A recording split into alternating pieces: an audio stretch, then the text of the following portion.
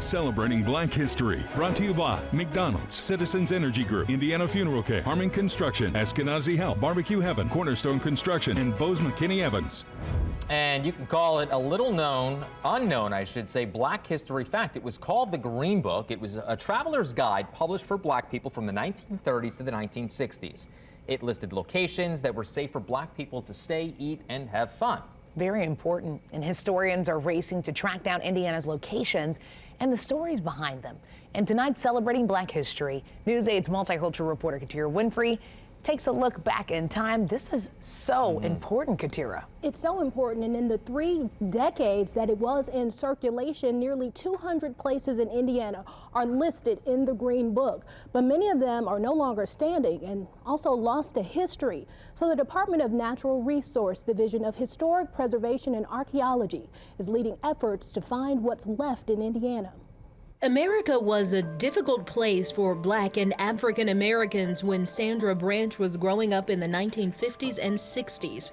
But at the time, she didn't know just how difficult.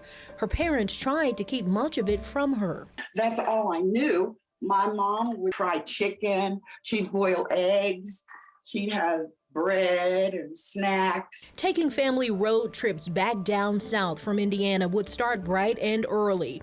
There was no stopping for food or even to use the restroom. And that was just the way it was. Her story of traveling while Black isn't just her own, it's the story of countless others, many utilizing the Green Book, a traveler's guide to show Black people the safe places to stop while traveling. And safety was key at a time where you stopped mattered. A lot of African Americans traveling across the country couldn't stay in the hotels, couldn't get gas at certain gas stations because they wouldn't be served. Jeannie Regan-Dinius works with the Division of Historic Preservation and Archaeology. Maddie Helmick has been doing a lot of the legwork. They are tracking down those safe places. The photos here are of Fox Lake Resort, and this was a African American resort. Indiana had its share stretching from the 30s to the 60s, places like hotels, restaurants, hair salons, many along Indiana and Senate Avenues. My favorite part has been finding out who these business owners were. Was it a family-owned business? The hope now, get the ones still standing on the National Register of Historic Places. Yeah, unfortunately, a lot of these, the buildings are gone. They've been demolished for a variety of reasons. Branch says only in recent years did she find out about Green Books. I just decided to check and see if I could find it. And here's my copy.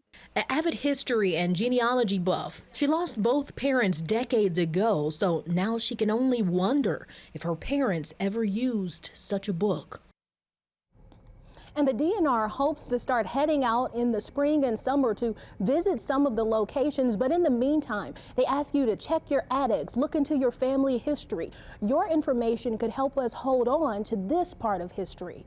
Reporting in the studio, I'm WISH TV News 8's multicultural reporter, Katira Winfrey.